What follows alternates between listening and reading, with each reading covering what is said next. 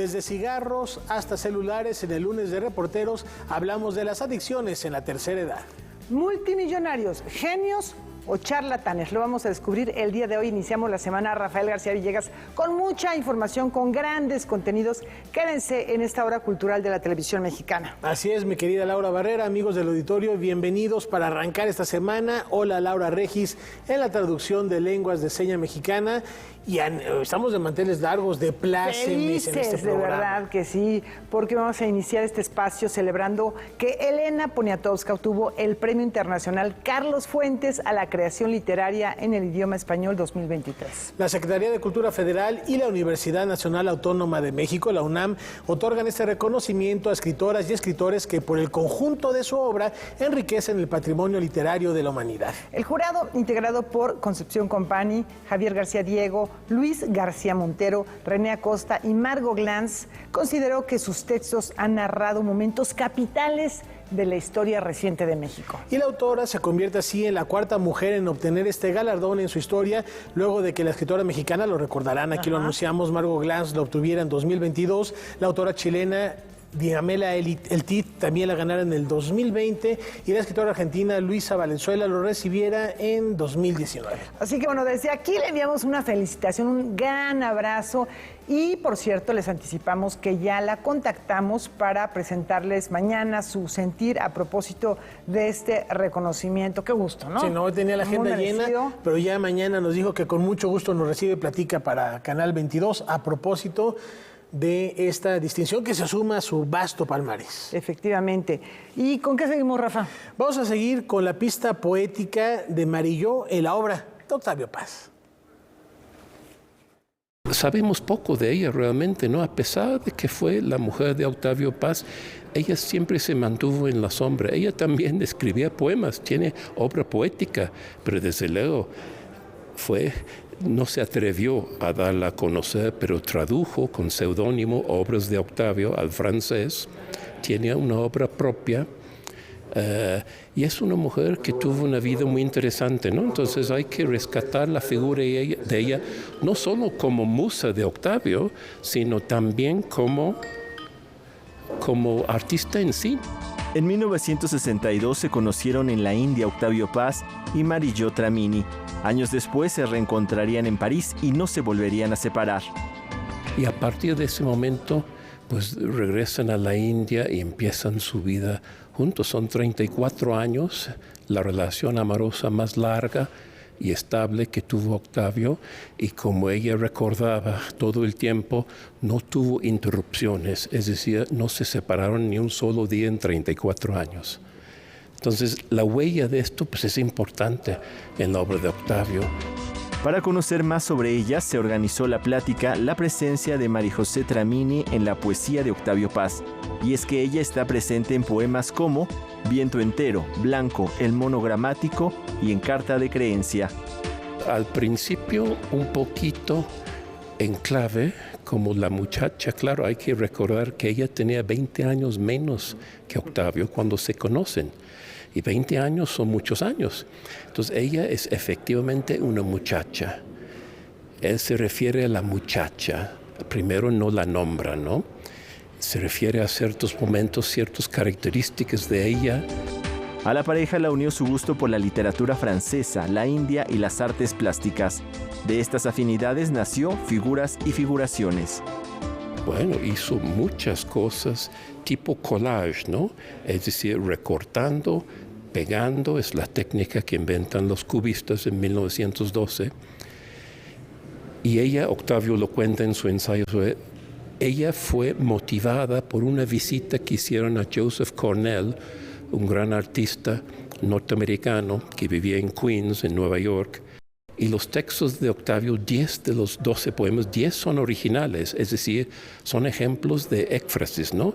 Él escribe a partir de un objeto existente, la obra de Marilló, y el poema va describiendo en palabras lo que él ve en la obra. Hay dos que son distintos, porque hay dos poemas que ya existían de Octavio, Cifra y Aquí, que él ya había escrito en libros y que ella ilustra en sus obras. Entonces hay diálogos en los dos sentidos. Noticias 22, Alberto Aranda. Y estamos a menos de un mes de la ceremonia de los premios Ariel. Vamos a echar un vistazo al espíritu cinematográfico de Jalisco, que este año por primera vez abraza esta fiesta del séptimo arte. En sus más de 70 años de existencia, el premio Ariel nunca ha sido entregado fuera de la Ciudad de México. El próximo 9 de septiembre eso habrá de terminar, pues Jalisco se convertirá en el primer estado anfitrión de la gran noche de nuestro cine. Esta elección no es casualidad. Hablar de Jalisco es referirnos al segundo lugar en producción audiovisual y cinematográfica a nivel nacional y a la segunda entidad más buscada en toda América Latina. Nosotros estamos buscando hacer una política integral en conjunto con el Festival de Cine, en conjunto con el Taller del Chucho, en conjunto con otras instancias que han sido protagonistas en en esta historia del cine en Jalisco. De acuerdo con la consultoría internacional Olsberg SPI, Jalisco es uno de los estados con el porcentaje más alto en apoyos económicos para la industria audiovisual en toda América Latina, gracias a iniciativas como Filma Jalisco. Nosotros tenemos, en el caso específico económico, una bolsa de alrededor de 260 millones de pesos distribuidos en diferentes incentivos económicos, entre ellos el cash rebate. Pero tenemos también, por ejemplo, 100 millones de estos que se van a exención del impuesto sobre la nómina. Tenemos también apoyo en capital de riesgo y desarrollo de guiones y escritura.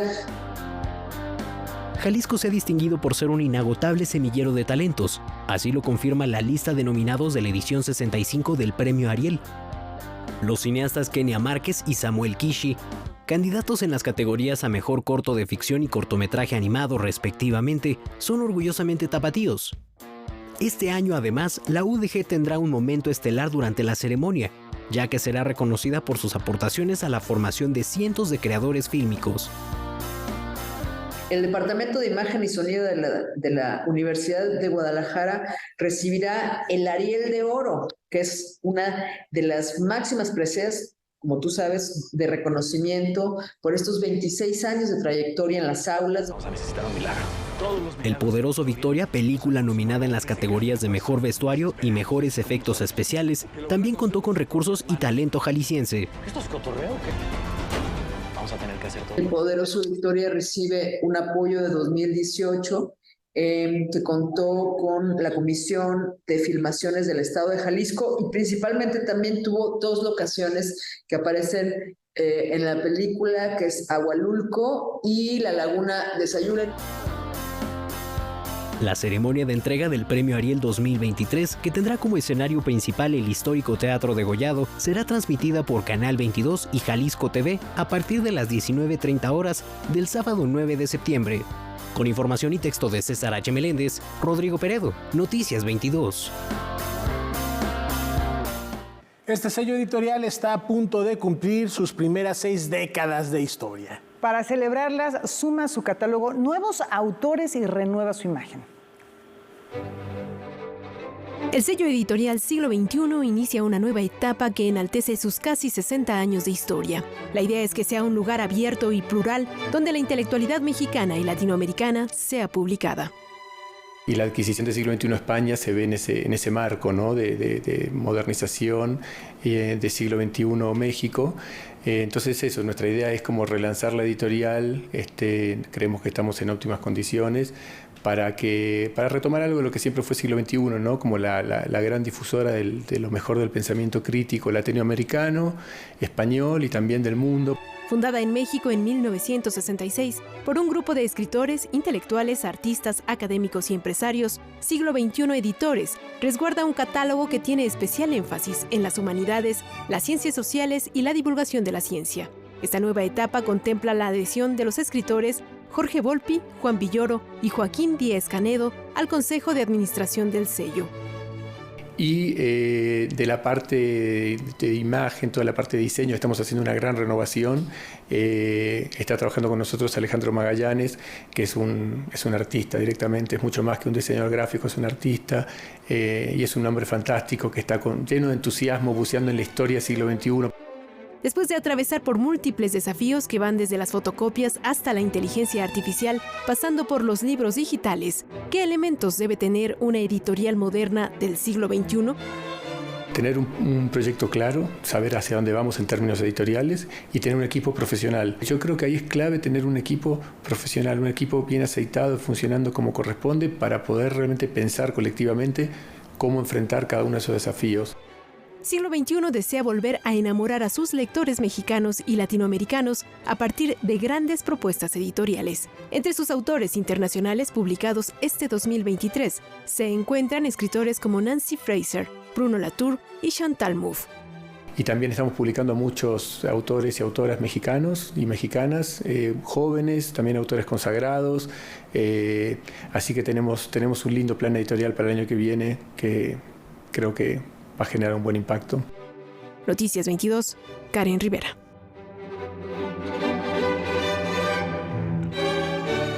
Este hallazgo nos sitúa entre los años 600 y 800 de nuestra era. Vayamos a la zona arqueológica El Tigre, en Campeche.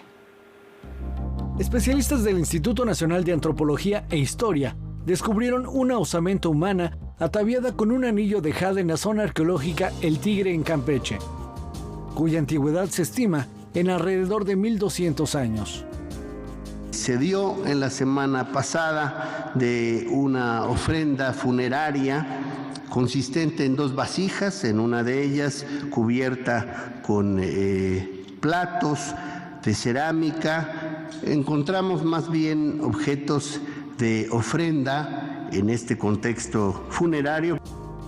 Mientras que en la otra vasija con boca ancha se descubrió el enterramiento de un joven.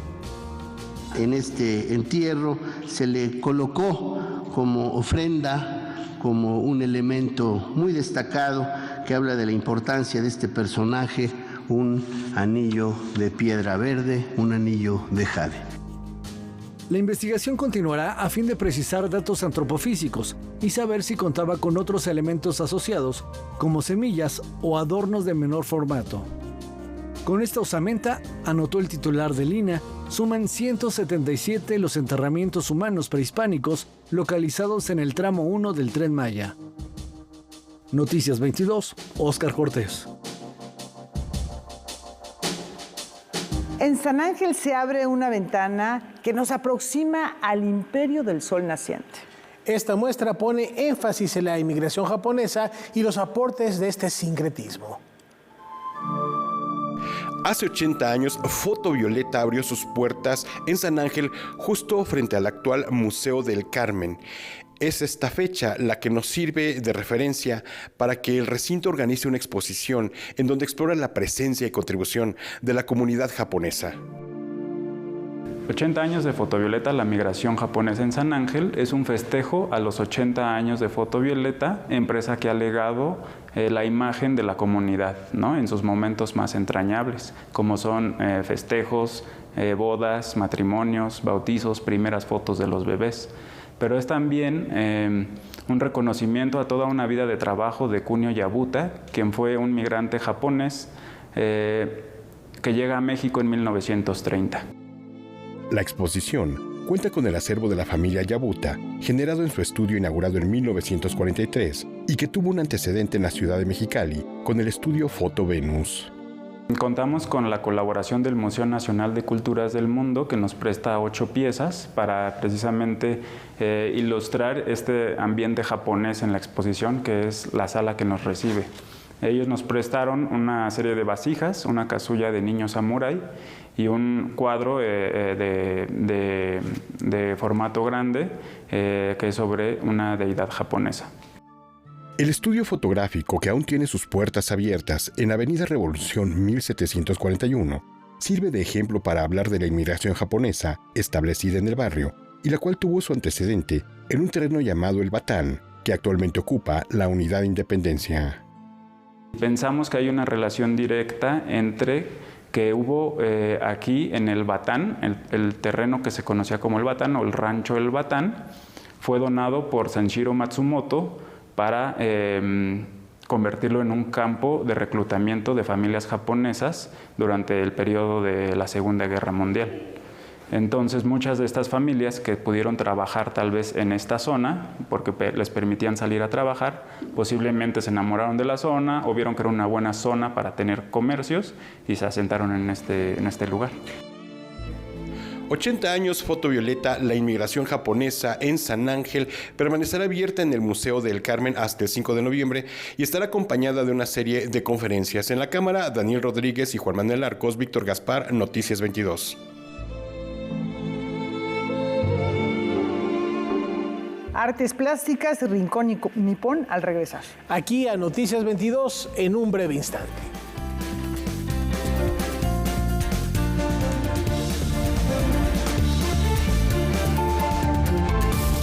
María Rojo, ¿y el cine es mejor que la vida, como quiere García Riera? Sí, no. El cine complementa la vida, leer complementa la vida. Lo que quieres hacer en la vida y que lo haces con pasión y de verdad, es lo que te da la vida. Porque la vida sí, pues no tendría sentido, pero tampoco el cine es más que la vida. No, la vida es la vida. De esto vamos a hablar con María Rojo después del noticiero. Hoy, 21 horas. Gretel Luengas y Javier Aranda Luna conversan con el crítico de cine Nelson Carro y Alejandro Pelayo, director de la Cineteca Nacional. Porque es el nicho para un cine de búsqueda artística. Tenemos una buena cantidad de estrenos. Con la X en la frente, Cineteca, presente y futuro del cine mexicano. Día Nacional del Cine Mexicano, martes, 10 y 19 horas. La vida nos pone en diferentes sitios, pero nada nos detiene. Iremos tan cerca o tan lejos como sea necesario para llegar. No importan los obstáculos que haya que enfrentar, eso nos hace más fuertes. Somos un equipo y nada puede detener lo que podemos hacer juntos. Trabajamos con nuestros corazones por una sola causa, tu tranquilidad y la del pueblo de México. Ejército y Fuerza Aérea Mexicanos, la gran fuerza de México. Gobierno de México.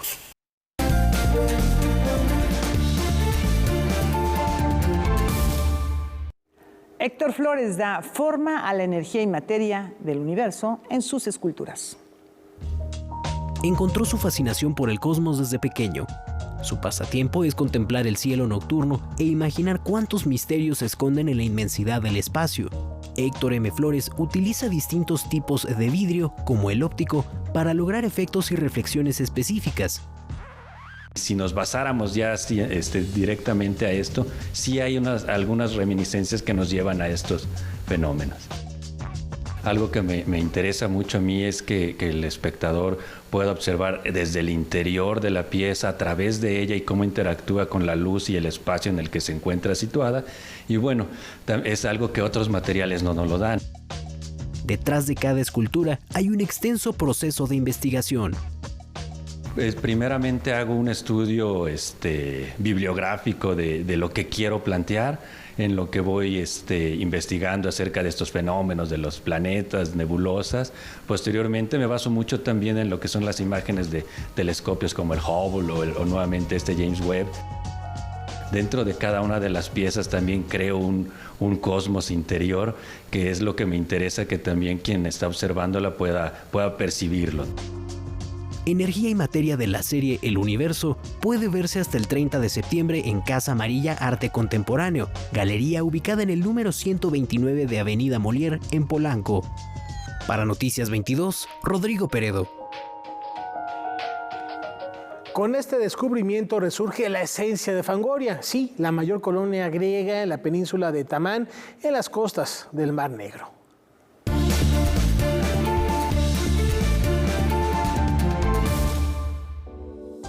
Arqueólogos rusos realizaron el descubrimiento de las ruinas de una sinagoga, la cual se estima perteneció a la época del Segundo Templo de Jerusalén, de hace aproximadamente 2000 años.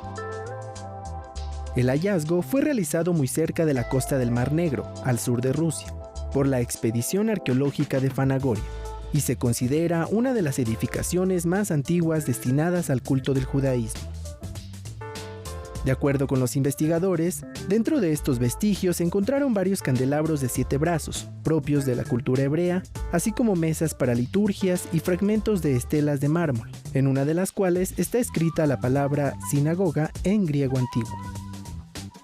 Se estima que esta sinagoga permaneció en pie hasta mediados del siglo VI, cuando Fanagoria fue víctima de saqueos y destrozos a manos de tribus bárbaras. Noticias 22, Alfonso Popoca. ¿Se han preguntado qué hay detrás del éxito de algunos multimillonarios? ¿Será genialidad? ¿Será charlatanería? Las personas más ricas del mundo deben serlo porque son súper genios. Es la creencia común que se tiene de personajes como Elon Musk, Mark Zuckerberg o Elizabeth Holmes. El escritor y profesor de la University College London, Brian Klaas, investigó el tema y encontró que las personas extremadamente ricas lo son, en parte, por su capacidad de hacer que otros piensen que son genios secretos. Pero de acuerdo con un estudio reciente, basado en modelos informáticos elaborados por físicos y economistas, los multimillonarios son a menudo personas mediocres, disfrazadas de genios, mientras que las personas más talentosas de la sociedad casi nunca se volvieron extremadamente ricas. La razón es simple, dice el autor. En una sociedad de 8,000 millones de personas, hay literalmente miles de millones de humanos que se encuentran en la distribución media del talento. Y si el mundo se define en parte por el azar o la suerte, las probabilidades de que alguien con un nivel medio de talento termine como la persona más rica de la sociedad son extremadamente altas. La gráfica muestra claramente que la persona más rica es marginalmente más talentosa que el promedio, y que muchas personas en extremo talentosas no son ricas. Otra medición del modelo informático arrojó que la frecuencia de la suerte y la desgracia de cualquier individuo tienen una fuerte relación con su riqueza o pobreza. Al respecto, Brian Klaas, también autor de Corruptible, ¿Quién obtiene el poder y cómo eso nos cambia?, asegura que muchos aún creen que vivimos en una sociedad meritocrática, en la que la riqueza es puramente un indicador de talento, y no de suerte o de riqueza generacional. Pero además de estos dos elementos, hay algo más, reflexiona el autor. Los que se han hecho multimillonarios poseen 3 rasgos. Son maquiavélicos, narcisistas y psicópatas. Y su ambición y obsesión por el dinero los impulsa a vender a los inversionistas el mito que estos quieren creer, distinguiéndose de la multitud y convenciéndolos de que son genios secretos. Estos rasgos de personalidad están desproporcionadamente relacionados con la obtención de poder y, por extensión, de riqueza. Así es que estos supergenios tienen un exceso de confianza en sí mismos y prometen lo increíble. Y si alguien duda de sus métodos o de su locura, responderán que simplemente se es un proletario conformista, que no se atreve a pensar en grande como para ver el panorama general. ¿Qué le parece? Para Noticias 22, Katia León Monterrubio. Las letras podrían salvar esta localidad de convertirse en un pueblo fantasma. Existe un pueblo en la provincia de Teruel, España, llamado Libros, cuya población es de solo 100 habitantes. El alcalde de la localidad, Raúl Arana, afirmó a BBC que de seguir así, a Libros le restan 2 décadas antes de quedar como pueblo fantasma. La mayoría de los habitantes sobrepasan los 65 años. Los jóvenes se han ido por falta de trabajo. Incluso la única escuela cerró en el año 2012 por falta de niños. En su urgencia por no desaparecer, quieren aprovechar la particularidad de su nombre y convertirse en un destino turístico y literario. Los escritores españoles Javier Sierra y Maribel Medina realizaron un festival literario llamado Mi Pueblo Lee, con la finalidad de dar a conocer la localidad y devolver las miradas a los pueblos. Paradójicamente, Libros no cuenta con una biblioteca. Fue el escritor Javier Sierra el que propuso construir un hotel-biblioteca para que sea sostenible y que sirva como residencia para escritores. Iniciaron también una campaña de recolección de libros para alimentar su biblioteca y fondos nacionales. Por lo pronto, Libros ha dejado de ser un punto desconocido en la geografía de España. Para Noticias 22, Iván Ramírez. La plástica se transmuta en música y poesía. Conozcamos el resultado en Rincón Nippon.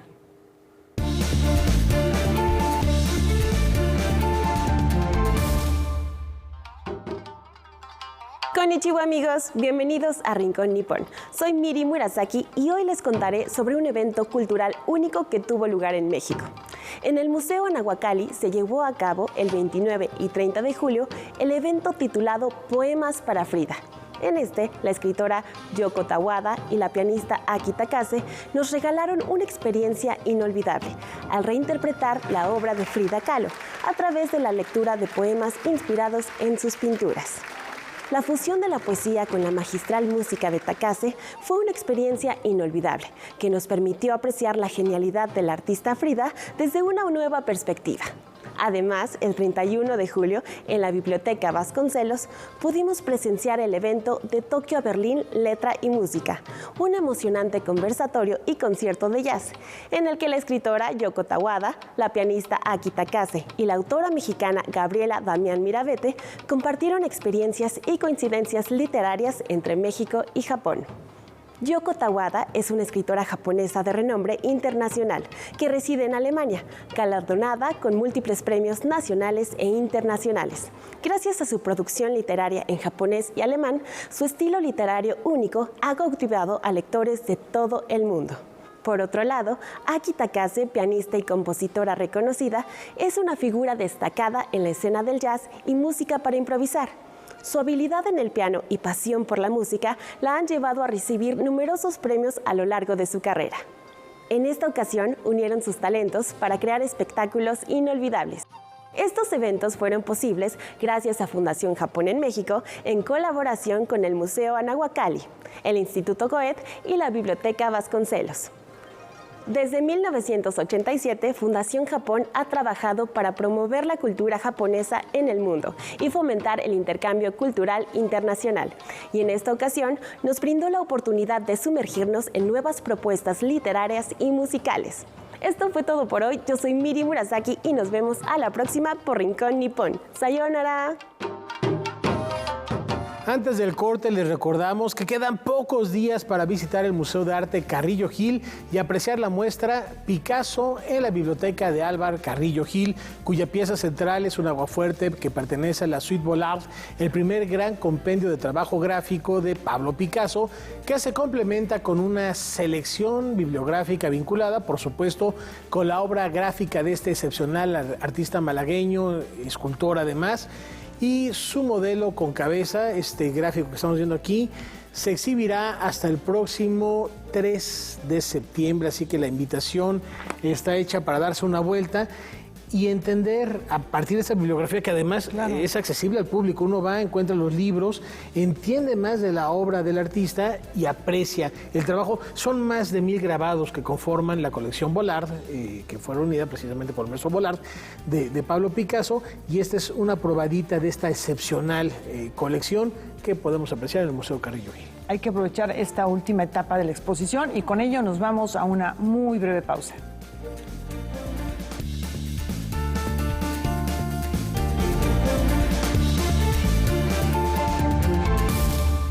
María Rojo, ¿y el cine es mejor que la vida como quiere García Riera? Sí, no. El cine complementa la vida, leer complementa la vida. Lo que quieres hacer en la vida y que lo haces con pasión y de verdad, es lo que te da la vida. Porque la vida sí, pues no tendría sentido, pero tampoco el cine es más que la vida. No, la vida es la vida. De esto vamos a hablar con María Rojo después del noticiero. Hoy, 21 horas. La vida comenzó en el mar. Al cuidarlo aseguramos nuestro futuro. En la Secretaría de Marina trabajamos todos los días en la atención, protección y cuidado de nuestras costas y mares. Creamos planes de contingencia, realizamos simulacros y vigilamos constantemente para preservar el medio ambiente marino. Con embarcaciones y equipo de última tecnología, contenemos derrames y vertimiento de desechos. además de recolectar sargazo de nuestras playas. Trabajamos con las comunidades y los especialistas para educar y crear acciones preventivas. Ayúdanos, mantén limpias las playas y reporta cualquier incidente. Todas y todos podemos garantizar que las nuevas generaciones disfruten esta riqueza. Porque el corazón de México también late en el mar. Secretaría de Marina.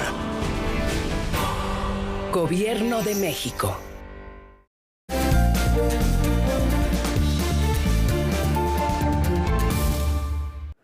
Hagamos un recuento de estas irrupciones hacia Original. Es domingo y la Casa Miguel Alemán del Complejo Cultural Los Pinos luce abarrotada. El esqueleto de un tiranosaurio rex se muestra imponente en la estancia de la casona. Todos quieren tomarse una fotografía. La gente comienza a reunirse en torno a la escalera. De pronto irrumpe en escena un grupo de personas ataviadas con textiles mexicanos. Descienden por las escaleras, caminan alrededor de la gente y luego desaparecen. Ante los ojos atónitos de los visitantes da inicio una larga caminata. El ecléctico grupo hace una primera parada cerca del helipuerto y luego continúa su recorrido hacia la Plaza del Maíz. Ahora se dirigen a la calzada flotante que atraviesa el periférico. Marchan entre ciclistas y corredores. Todos se preguntan, ¿qué sucede? ¿Quiénes son? Hacen una nueva parada y vuelven sobre sus pasos. Esta vez se dirigen al mercado. Ahí se mezclan con la gente. Se reagrupan y luego entran a la tienda del Fonart. Recorren el espacio para luego bajar en perfecta coordinación por su emblemática escalera rosa. Irrupciones hacia Original fue una intervención trazada por el actor, director y dramaturgo Antonio Zúñiga. Noticias 22, Julio López. En este espacio y tiempo particular converge la historia del rock metal sueco.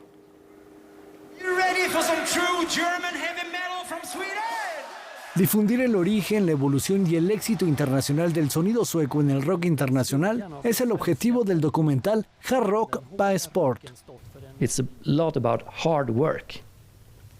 Those bands in the rock and metal scene that has made it big, it's no fluke. They've been working their asses off. Este trabajo audiovisual fue producida únicamente para la Televisión Nacional de Suecia y está narrada a partir de entrevistas con bandas como Europe, Sabaton, In Flames y Ghost. But metal and hard rock is very unique because we have pioneers, people who are being groundbreaking, making new sub-genres. Además de narrar a través de anécdotas, el documental creado por Fredrik Norbeck y Magnus Brony incluye una lista de álbumes que le ponen las manos a sus entrevistados para preguntarles which of these albums were the most valuable and which of these albums is the most well respected. Este documental se estrenó en nuestro país gracias a la colaboración con Candelabrum Metal Fest con la Embajada de Suecia en México. La presentación del documental se encuentra disponible en sus redes sociales. Noticias 22, Óscar Cortés.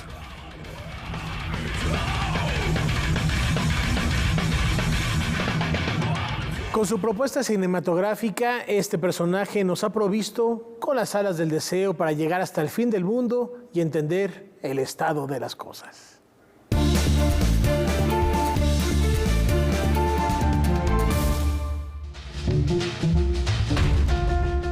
La industria del cine alemán y norteamericano de los últimos 50 años tienen en común la influencia y aportación de Wim Wenders, cineasta germano distinguido por su estilo vanguardista y simbólico. Estudió medicina y filosofía en la Universidad de Friburgo, pero finalmente comenzó sus estudios en la Escuela de Cine y Televisión de Múnich. Antes de su primer largometraje, nombrado Verano en la Ciudad, Wenders realizó varios cortos. Sin embargo, su primera película comercial fue El miedo del portero ante el penalti de 1970, basada en la novela de Peter Handke. Posteriormente, alcanzaría reconocimiento internacional especialmente por sus cintas como París, Texas, Pina o Las alas del deseo. Wim Wenders celebra el día de hoy sus 78 años de vida, tiempo que ha dedicado en su mayoría a la realización cinematográfica. Por ello, es una ocasión especial para admirar su trayectoria, ya que el mes pasado recibió el premio alemán honorífico del cine documental por su obra, la cual comprende más de 60 largometrajes y documentales. Noticias 22, Alfonso Popoca.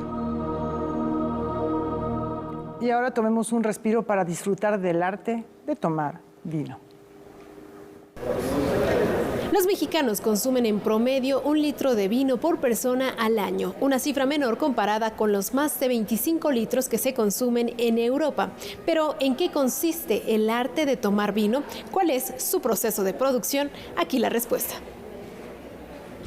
En cada botella de vino habita una experiencia única, burbujeante y apasionante.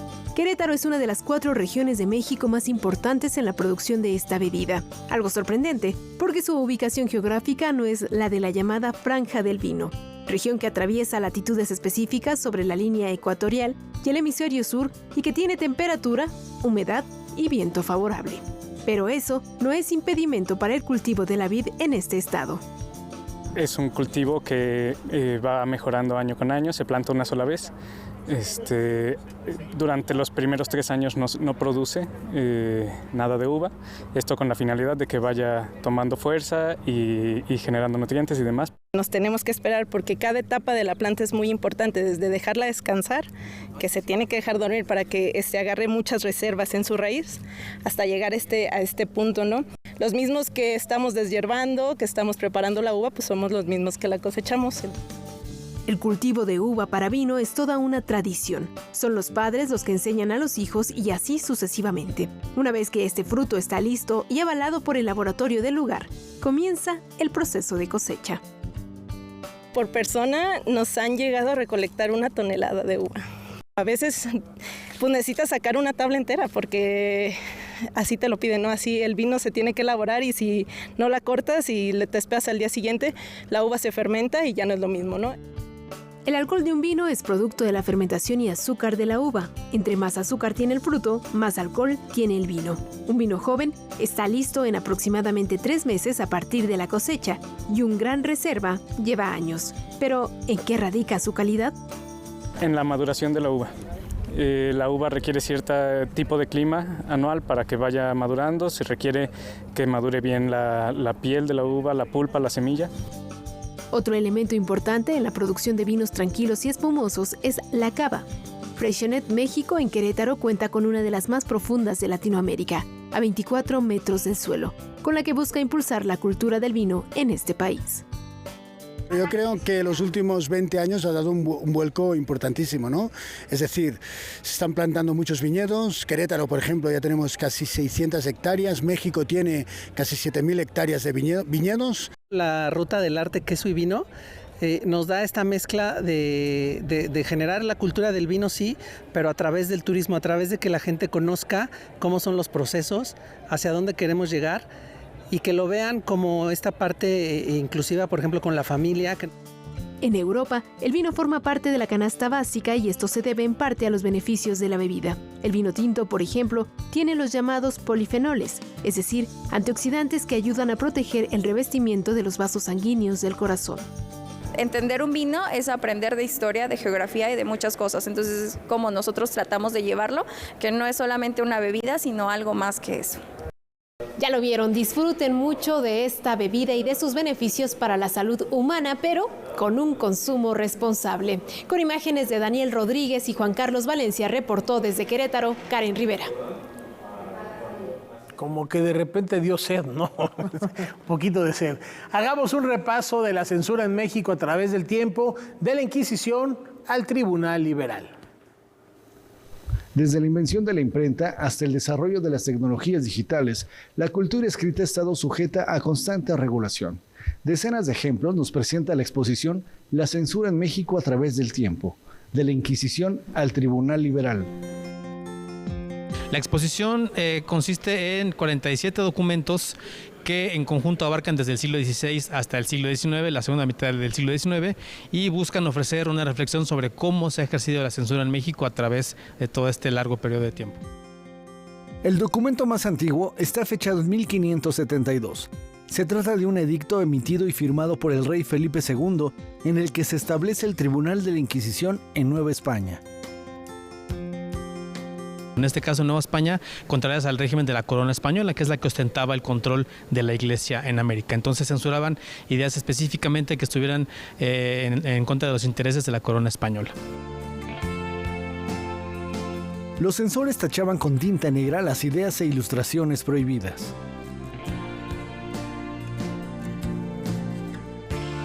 Al final del siglo XVIII y XIX se intenta que no entren ideas de la Ilustración francesa, por ejemplo, no ideas de Rousseau, Montesquieu, Voltaire. Entonces, las ideas que se van censurando van cambiando con el paso de los siglos, conforme pasan también los intereses de la corona.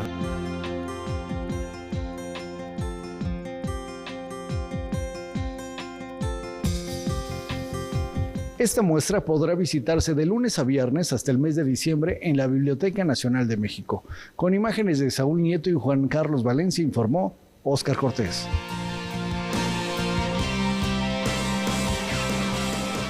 Tenemos una muy breve pausa. Y mucho más al volver aquí a Noticias 22 para hablar de adicciones en la tercera edad, un tema de salud pública. Ya volvemos.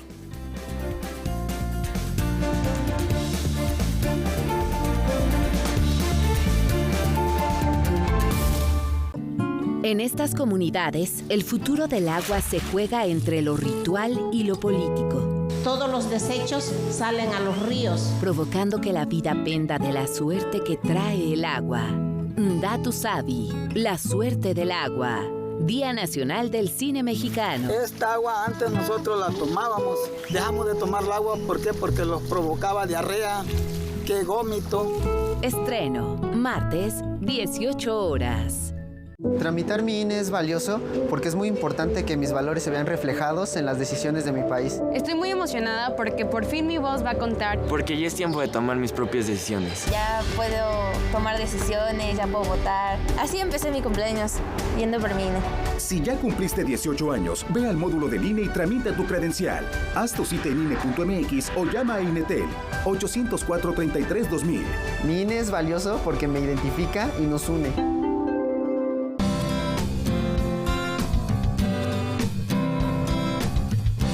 Como audiencia, tienes derechos. Debes conocerlos para poder ejercerlos y ser parte de los televidentes críticos y participativos. Es muy importante que sepas que los contenidos que ofrece tu televisora deben reflejar pluralidad ideológica, política, social, cultural y lingüística. Para más información, consulta la página de defensoría.canal22.org.mx.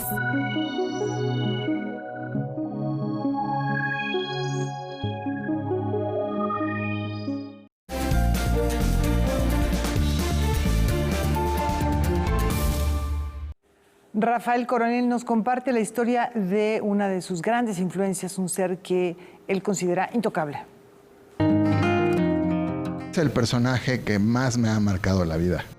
María Teresa Pomar fue defensora, estudiosa y promotora del arte popular mexicano. Ella fundó desde Fonart, fue la directora del Museo de Culturas Populares del Centro, etcétera, etcétera. Diversos aspectos de su vida personal y profesional fueron plasmados en la publicación Intocable del escritor Juan Rafael Coronel Rivera, que surgió de una entrevista. La entrevista tiene este sesgo de cuando se junta con Lombardo para fundar el PT, por ejemplo, que es increíble porque cuenta toda la historia de que realmente no había ni 10 pesos para ir a los lugares que ella a veces tenía que poner de su bolsa para llegar a las comunidades antes de que llegara Lombardo y ya lo pudieran recibir. Este libro ofrece la oportunidad de conocer la historia de la promotora cultural a través de sus anécdotas. Me dijo, oiga, es que usted escribe muy bien, pero nunca ha ido a ningún lado, entonces tiene que acercarse a la gente y tiene que acercarse a las fiestas y a las comunidades. Y ella me enseñó literalmente cómo llegar sin estorbar, porque generalmente la cámara es muy complicada, porque yo iba a hacer fotografía. Y entonces ella me decía, es que usted asusta a la gente con eso, guárdela. Fue una gran coleccionista. Se preocupó por preservar el conocimiento heredado y las técnicas de elaboración de la artesanía mexicana. Recibió las precias al mérito indigenista Manuel Gamio, así como el Premio Estatal de Artes Diego Rivera por parte del Congreso de Guanajuato. Fue de los precursores quien puso en la mira la importancia del arte popular y sobre todo el arte indígena como una expresión a nivel de lo que nosotros llamamos el arte culto. La presentación del libro Intocable se llevará a cabo el 18 de agosto en el Museo Nacional de Culturas Populares. Con imágenes de Saúl Nieto y Baldomero Ochoa, informó Óscar Cortés. El Demeter se ha hecho a la mar con un singular pasajero que de nueva cuenta ha desatado una polémica.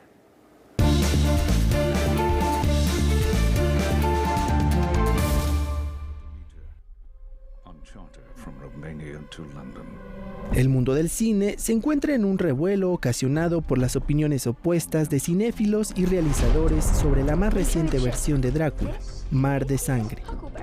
En los últimos días, y previo a su estreno en cines, la película ha sido blanco de críticas tanto positivas como negativas, probablemente las más desfavorables provenientes del público que no considera que la adaptación cinematográfica le guarde fidelidad a la creación literaria de Bram Stoker.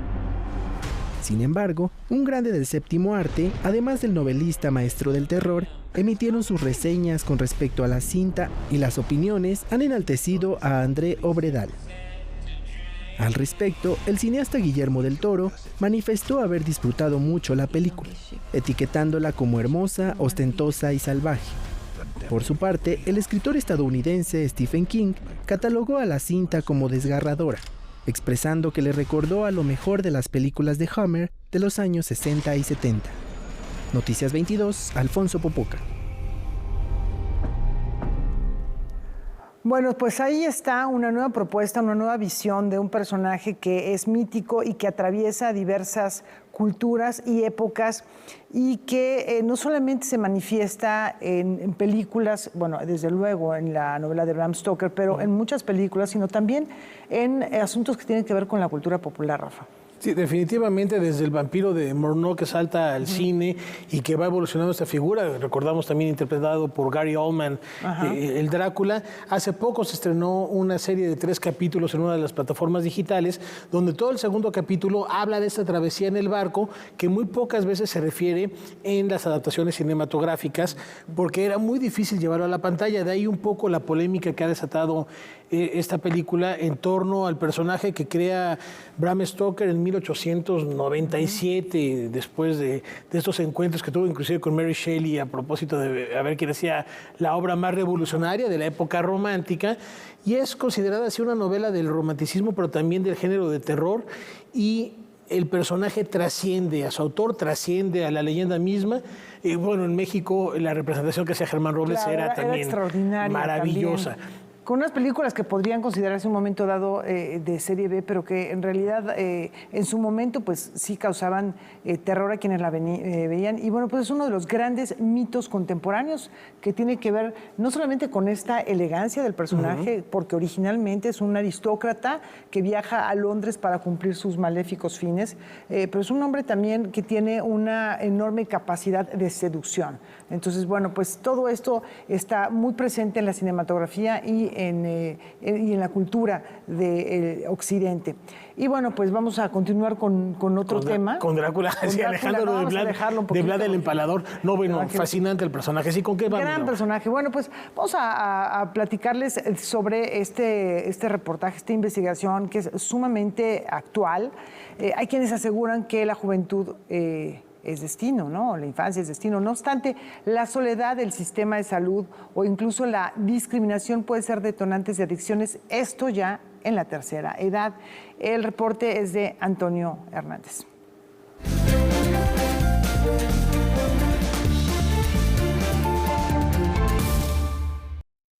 México está empezando a tener arrugas. Su población está envejeciendo aceleradamente, lo que representa un problema para el sistema de salud pública. Realmente nuestro país se enfrenta ya al envejecimiento del envejecimiento poblacional y con una gran desventaja, que es el hecho de que como sociedad no nos hemos preparado para enfrentarnos a este envejecimiento de la población. Según cifras del INEGI, suman casi 18 millones de adultos mayores en México. Este grupo poblacional geriátrico presenta un envejecimiento patológico. con enfermedades crónicas, pero además con múltiples complicaciones asociadas a estas enfermedades. Por lo tanto, pues niveles importantes de discapacidad, grados de dependencia importantes. Realmente la condición de las personas mayores en nuestro país pues es una condición muy deficiente en todos los aspectos.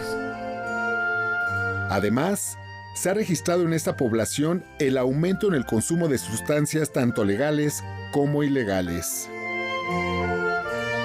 Se habla de que posiblemente el 10% de las personas adultas mayores pues tienen algún problema con algún consumo de sustancias, sobre todo alcohol, también tabaco, a veces va asociado tabaco y alcohol, abuso de benzodiazepinas, pero también otras pastillas como analgésicos o laxantes. Por precisamente estas situaciones emocionales, estos cambios, estas series de duelos a los que se enfrenta la persona mayor. La pérdida de la funcionalidad, la pérdida de un rol social que nos genera pues depresión, tristeza, la disminución en la comunicación, a veces con la familia. Según los especialistas, la pandemia agravó el problema. Consumen de manera solitaria, aislados en sus casas. Esto con la pandemia con certeza se ha de ver agudizado con muchas personas que estuvieron aisladas consumiendo pues alcohol y si tienen además la pastillita para dormir u otros medicamentos. Son temas que se han vuelto tabús tanto social como familiarmente. Ser mujer y anciana, pues nadie lo piensa que una mujer, mi abuelita, ¿no?, pueda estar abusando del alcohol. Eso ni siquiera se reflexiona o se piensa. Por lo regular, las mujeres también, no solamente de manera aislada, sino que van escondiendo las botellas en la casa para que cuando lleguen, pues los familiares no se den cuenta. Se distinguen dos tipos de consumidores dependiendo cuándo empiezan con el consumo, de inicio temprano o de inicio en edad tardía. Quien es dependiente de toda su vida que ingiere alcohol y que en la vejez se va incrementando, y quien por esta serie de pérdidas al llegar a esta etapa de la vida y que no tiene las herramientas suficientes para irse adaptando a estos cambios, comienza a ingerir una serie de sustancias que van desde el alcohol hasta fármacos. La marihuana es una sustancia que por lo regular se inician en edades más tempranas y se envejece consumiendo esto. Es muy difícil que a mi edad yo empiece a consumir marihuana, ¿no? Esta población que ya ha envejecido, ni siquiera ellos consideran que tienen un trastorno por abuso de sustancias. Y para sorpresa de muchos, entre las personas adultas mayores, las adicciones se extienden hasta los dispositivos móviles.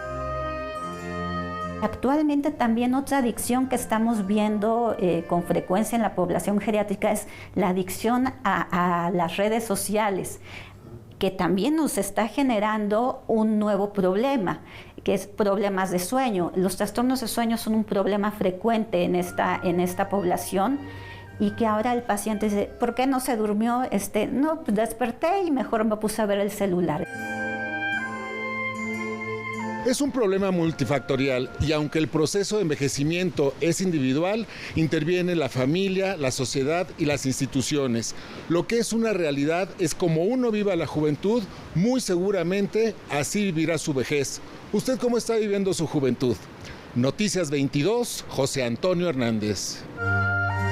Bueno, pues la verdad un tema que yo creo que hay que seguir explorando porque o todos vamos a llegar allá o todos tenemos ya un familiar o somos nosotros también parte de este sector y que bueno, pues hay que mantener unas condiciones de salud y también de compañía que son muy necesarias. Aguas con las soledades, aguas con los abandonos, porque sí es muy interesante volver la mirada al de junto. Para cerrar ese programa, vamos con una nota amable. Vamos celebrando hoy el cumpleaños de la musa de Andrew Lloyd Webber. Efectivamente, cumple 63 años Sarah Brightman, cantante, actriz británica, a la que le mandamos una felicitación. Todos los días nos ve, ahorita nos envió un Twitter que qué pasó con su felicitación. Ahí está. Feliz cumpleaños, Sarah Brightman.